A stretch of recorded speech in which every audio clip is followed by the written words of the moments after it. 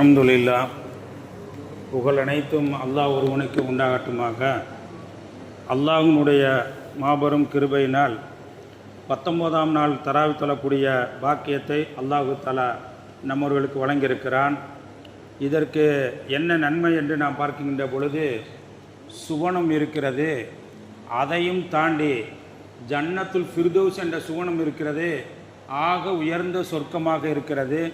அந்த சொர்க்கத்தை 19ஆம் நாள் யாரெல்லாம் தொழுதார்களோ அவர்களுக்கு வழங்கப்படும் என்று சொல்லப்படுகிறது. நாம் பார்க்கின்ற பொழுது ஓதப்பட்ட ஒரு ஆயத்தினுடைய ஒரு விளக்கம் அன ஹைரு மின்ஹு, அந்த இப்லீஸ் சம்பந்தமாக சொல்லப்பட்ட அந்த ஒரு செய்தியிலே நாம் ஒரு செய்தியை நாம் பார்க்கலாம். அதாவது நாம் பார்க்கின்ற பொழுது எதையுமே ஒரு வார்த்தை இருக்கிறது, அதை நாம் பேசுகின்ற பொழுது சில வார்த்தைகள் வெல்லும் என்று சொல்லுவார்கள், சில வார்த்தை கொல்லும் என்பார்கள். அதாவது சில வார்த்தைகள் பேசுகின்ற பொழுது நமக்கு இன்பமாக இருக்கும், சில வார்த்தைகளை கேட்கின்ற பொழுது சில கஷ்டமாக இருக்கும்.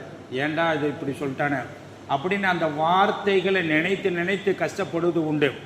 எப்படி என்று நான் பார்க்கின்ற பொழுது ஒரு தாய் ஒரு பெண் என்ன செய்ய, குழந்தை பெற்றெடுத்து அந்த தாயிடத்திலே குழந்தை அம்மா என்று சொல்லுகின்ற பொழுது அந்த பெண் அந்த தாய் என்ன செய்கிறார்கள், அளவில்லா மகிழ்ச்சி அடைகிறார்கள்.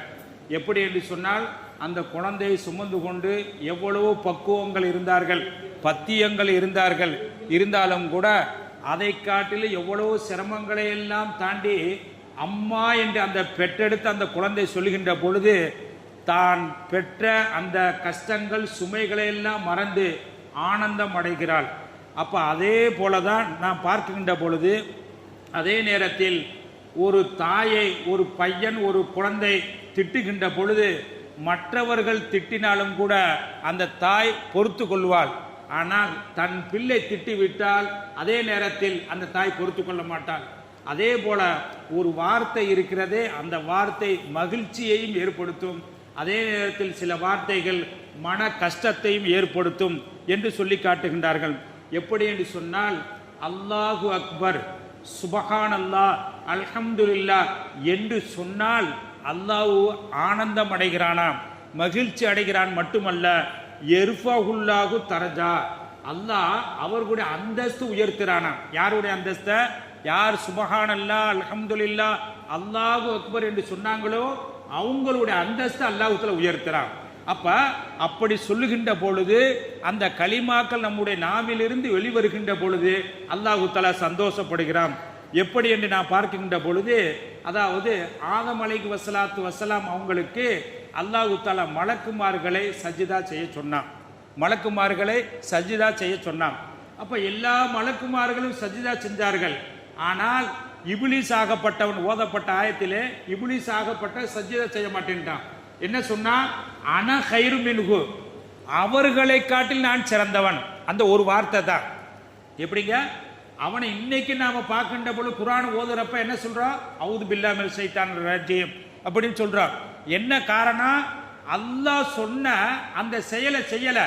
என்ன சொல்லிட்டான், அன ஹைரு மின்ஹு, நான் தான் சிறந்தவன் என்று சொன்ன அந்த வாசகம் அல்லாஹ் தஆலா கியாமத் நாள் வரை, அதாவது உன்னை சபிக்கப்பட்டவனாக ஃபஹுருஜு மின்ஹா, இதை விட்டு நீ வெளியேறிடு, அதாவது எல்லாரிடத்திலும் நீ சபிக்கப்பட்டவன் என்று அல்லாஹ் தஆலா நிலைக்கு ஆளா இருக்கிறான்னு சொன்னா அந்த சைத்தானிடம் இருந்து வந்த வார்த்தை தான்.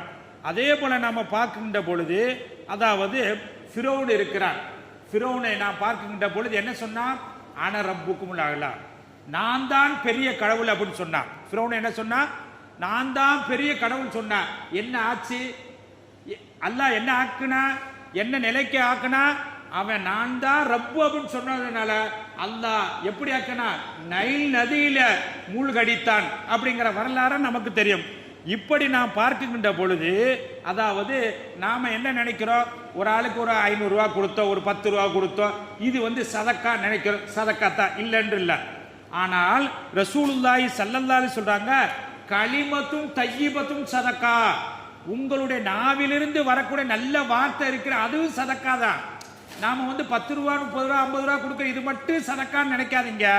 வாயிலிருந்து நீங்க 2 வார்த்தைகள் பேசுறீங்க, எதிராளி என்ன சந்தோஷப்படுறாரு, மகிழ்ச்சி அடைகிறாரு, உறவுக்காரங்களா இருக்கட்டும் மற்றவங்களா இருக்கட்டும் என்ன செய்ய சந்தோஷப்படுன்னு சொன்னா அது உங்களுக்கு என்ன கிடைக்கிறது? சதக்கா செஞ்ச நன்மை கிடைக்கிறது என்று நபிகள் நாயகம் ஸல்லல்லாஹு அலைஹி வஸல்லம் சொல்றாங்க. ஒரே வார்த்தை தான். இன்னைக்கு நீங்க பார்க்கின்ற பொழுது அதாவது பெரும் நிர்வாகங்கள் இடத்துல நீங்க அணுகி பாருங்க, என்ன பிரச்சனைன்னு சொன்னா கணவன் மனைவிக்கு மத்தியில என்ன செய்ய ஒரே பிரச்சனை, என்னங்க? தலாக். இந்த பிரச்சனை தான் அதிகமா இருக்கு. ஒரே ஒரு வார்த்தை தான் தலாக் அப்படின்னு சொல்லி 2 பேர் பிரிஞ்சிடுறாங்க. அதே நேரத்தில் கபீல் தூ, நான் ஒப்புக்கொண்டேன் அப்படின்னு சொல்லி நிக்கா முடிஞ்சிருச்சு. எப்படிங்க? ஒரு வார்த்தை தான் 2 பேரை இணைச்சு வைக்கிறது. கணவனும் மனைவியை கபீல் தூ, ஒப்புக்கொண்டேன் இணைச்சு வைக்கிறது.